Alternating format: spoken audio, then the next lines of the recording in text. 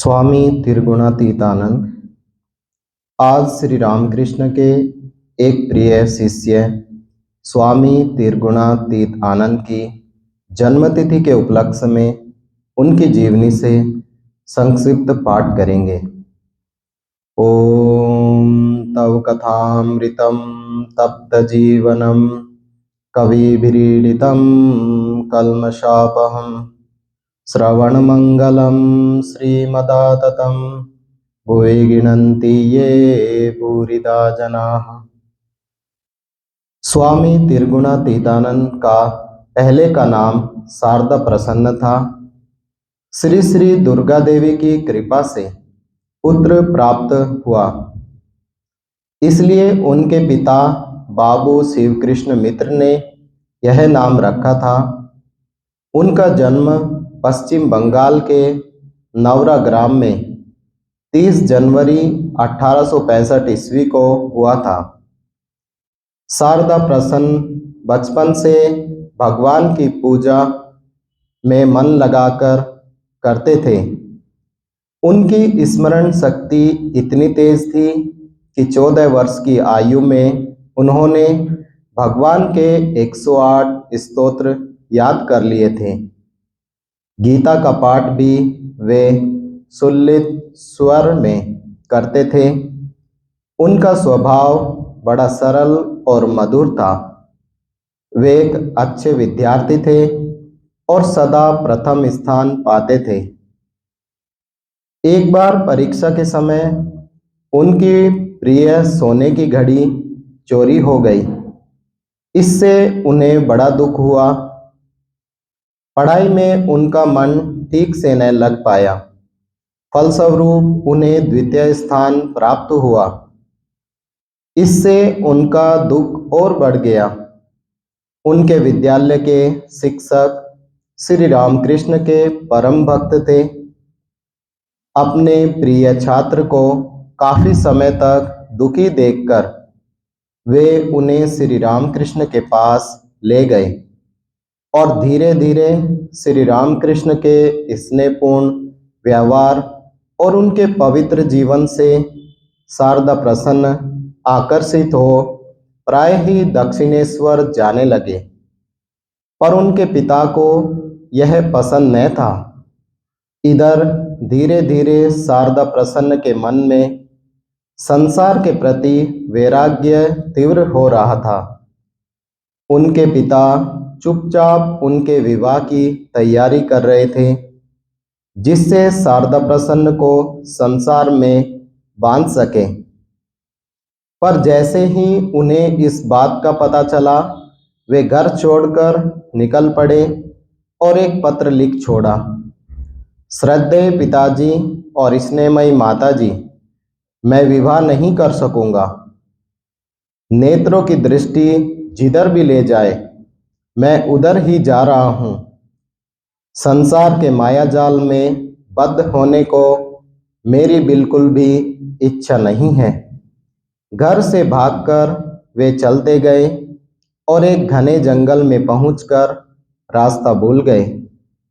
घना अंधेरा हो गया। शारदा प्रसन्न भूखे थे, तब अपने गुरुदेव श्री रामकृष्ण का नाम जपने लगे और प्रार्थना करने लगे और सामने के एक पेड़ पर चढ़कर सो गए। अचानक उन्हें ऐसा लगा कि कोई उन्हें पुकार रहा है। महाराज, भूख लगी है क्या? ये बतासे हैं, खा लो। उस घने जंगल में वह आदमी एक लोटा पानी और बतासे देकर कहीं अदृश्य हो गया। इससे शारदा प्रसन्न का हृदय भगवान की असीम दया का अनुभव कर श्रद्धा से भर उठा। श्री रामकृष्ण को गले का कैंसर हुआ। इस रोग से उनका शरीर अत्यंत कमजोर हो गया था। सभी गुरु भाइयों के साथ शारदा प्रसन्न ने भी उनकी मन प्राण से सेवा की। श्री रामकृष्ण के देह त्याग के बाद अन्य गुरु भाइयों के साथ शारदा प्रसन्न भी कठोर तपस्या में लग गए। औपचारिक रूप से विरजा होम कर संन्यास लिया। नाम हुआ स्वामी त्रिगुणातीत आनंद। संन्यास के बाद वे तीर्थ भ्रमण पर निकले। कई तीर्थों के दर्शन किए और वहां साधना की। परिभ्रमण काल में उन्होंने तिब्बत के लद्दाख और कैलाश मानसरोवर की भी यात्रा की। इस कठिन यात्रा में एक रात वे एक पहाड़ी नदी के पास पहुंच गए। नदी पार करने के लिए एक टूटा बांध था। जैसे ही वे उनके पास पहुंचे, काले घने बादलों ने चांद को ढक लिया और घनघोर अंधेरा छा गया। इस अंधकार में एक कदम भी आगे बढ़ाने का अर्थ था मृत्यु। शारदा प्रसन्न उस घने अंधेरे में चुपचाप खड़े रहे और मन ही मन श्री रामकृष्ण का स्मरण करने लगे। अचानक उन्हें सुनाई पड़ा, मेरे पीछे पीछे आओ। वे चुपचाप चलने लगे और नदी के दूसरे तट पर पहुंच गए। तब तक काले बादल छट गए थे। उन्होंने चांद के प्रकाश में चारों ओर देखा, पर उन्हें किसी आदमी का नामो निशान तक नहीं दिख पड़ा। एक बार शारदा प्रसन्न को पेट का रोग हुआ। वे एक चिकित्सक के पास पहुंचे। चिकित्सक ने शिष्टता व प्रेमवश एक थाली भरकर रसगुल्ले दिए। उन्होंने सब खाकर खत्म कर दिए। तब डॉक्टर ने पूछा, किस लिए आए थे? शारदा प्रसन्न बोले, पेट में तकलीफ है इसलिए।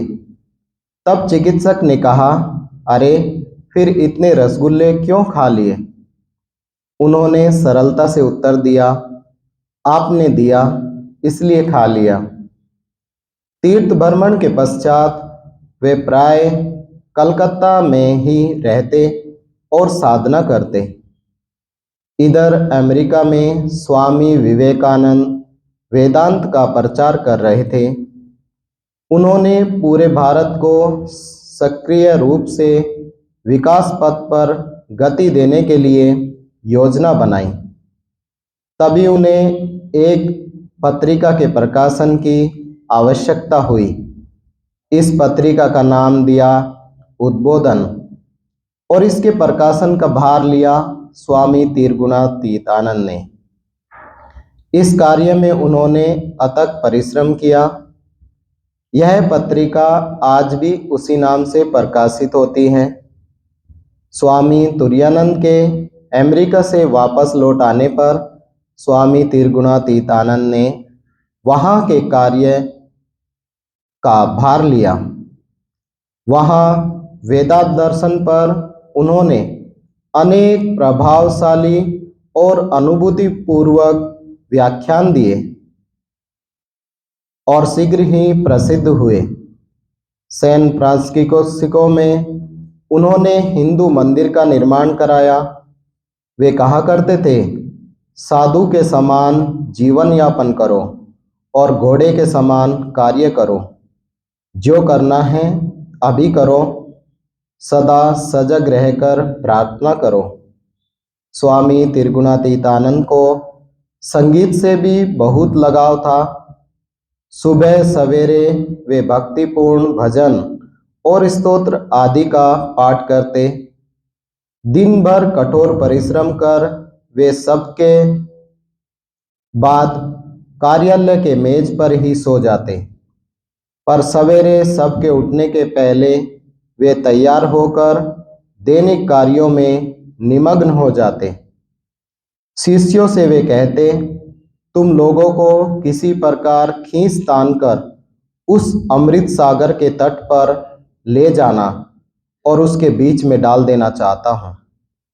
इसके लिए यदि तुम लोगों की एक एक हड्डी भी तोड़ डालनी पड़े तो मुझे तनिक भी दुविधा नहीं होगी। अमेरिका और इंग्लैंड के कार्यों में उनके प्राणपण उद्यम से लगातार प्रगति होती रही। पर अत्यधिक परिश्रम से उनका सबल शरीर टूटने लगा। बीमार होने पर वे कहते, अत्यधिक शारीरिक पीड़ा के समय सोचता हूँ, यह शरीर चला जाए, सब समाप्त हो जाए, परंतु समाप्त तो नहीं होता है। जब यह स्मरण होता है कि माँ का कार्य करना है, तब इच्छा शक्ति के बल पर शरीर को पकड़े रहता हूँ। स्वामी त्रिगुणातीत आनंद इस टूटे स्वास्थ्य में भी व्याख्यान दिया करते। एक बार व्याख्यान देते समय एक बम विस्फोट हुआ, जिसमें वे बुरी तरह घायल हो गए। अस्पताल के चिकित्सा से कोई लाभ न हुआ। एक दिन उन्होंने अपने एक शिष्य को निकट बुलाकर कहा, कल मैं देह त्याग करूंगा, और ठीक वैसा ही हुआ। अगले दिन 10 जनवरी 1915 ईस्वी को उनके प्राण श्री रामकृष्ण के चरणों में विलीन हो गए। अमेरिका में ही उनकी पोत देह का अग्नि संस्कार हुआ। स्वामी त्रिगुणातीत आनंद बहुधा कहा करते, चंचल तथा कई विषयों में बिखरा हुआ मन कभी भी लक्ष्य तक नहीं पहुंच सकता। चारों ओर भगवान को ही देखने का प्रयत्न करो। ओम निरंजनम नित्यमनंतरूपम भक्तानुकंपाधृतविग्रहं वे ईशावतारं परमेशमीड्यं तं रामकृष्णं शिरसा नमामः।